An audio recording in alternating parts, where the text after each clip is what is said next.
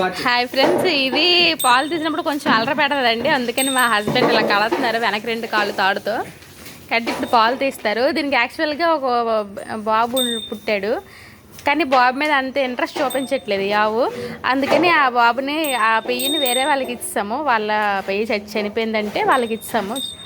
దానికి అలవాటు చేసుకున్నారు. దీనికి ఇలా పెట్టేసి కట్టేసి తీసేస్తే తీయించుకుంటుంది, ఇంకేమందు. ఆ కాలు కట్టకపోతే మాత్రం తన్నేస్తుంది, అందుకని కడుతున్నాం.